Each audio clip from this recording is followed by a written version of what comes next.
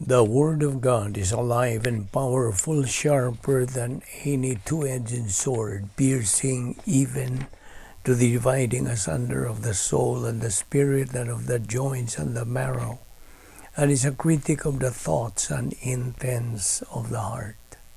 All Scripture is God-breathed and is profitable for doctrine, for reproof, for correction, for instruction in righteousness, that the man of God might be mature, thoroughly furnished unto all good works.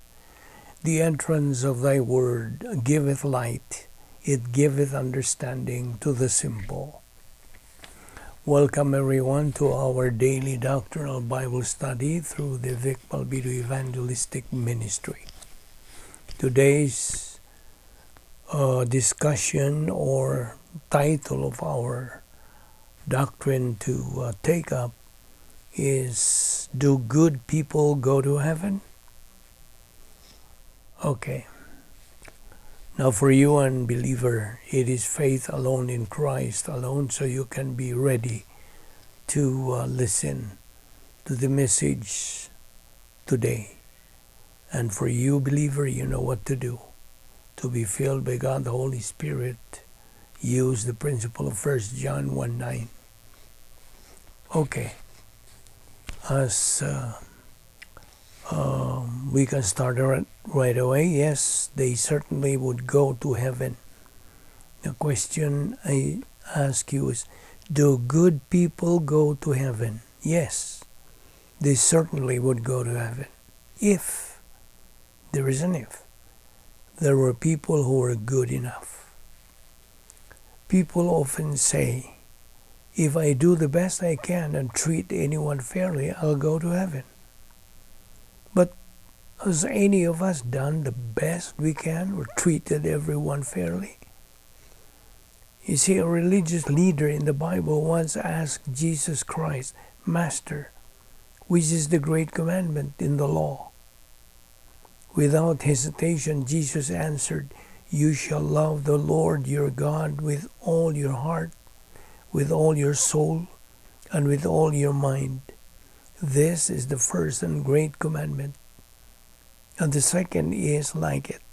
You shall love your neighbor as yourself. That's in Matthew 22:36-39. Has anyone fully kept this supreme law of God? The Bible answers that no mortal man, meaning no mortal, can keep God's law, nor can one reach heaven by trying. Therefore, by the deeds of the law, no flesh will be justified in his sight, for by the law is the knowledge of sin. Romans 3:20. When we compare our lives to God's holy standards, all our good works, our morality, religion, charity, pleasing personality, fall far short of his absolute righteousness. The truth is, there is none righteous. No, not one. Romans 3:10. We stand condemned by a holy God who must judge our sin. We are sinners in need of a Savior. It is impossible then for anyone to be good enough for heaven. That is why the Son of God came to earth. The Lord Jesus Christ said, I am not come to call the righteous, but sinners to repentance. Luke 5:32. On the cross of Calvary, Jesus opened the way for sinners to stand before a righteous God. There, he suffered for our sins, as the prophet Isaiah wrote, all we like sheep have gone astray. We have turned every one to his own way, and the Lord has laid on him the iniquity of us all. Isaiah 53:6. The Lord Jesus took the punishment for our sins so that we could be declared righteous before God. He who knew no sin bore our sins on the cross, being made sin for us, that we might be made the righteousness of God in him. 2 Corinthians 5:21. So, do good people go to heaven? No.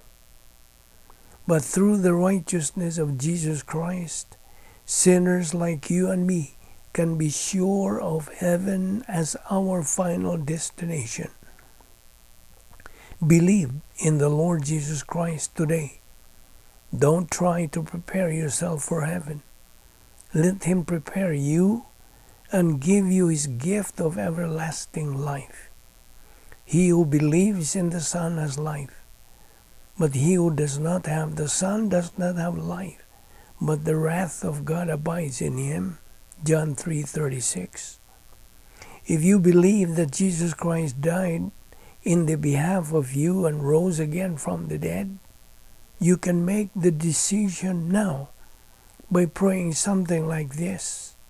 Father, thank you for sending your Son, Jesus Christ, to take the punishment for my sins.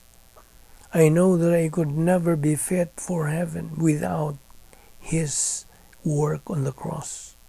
I now make the decision to accept the Lord Jesus Christ as my Savior.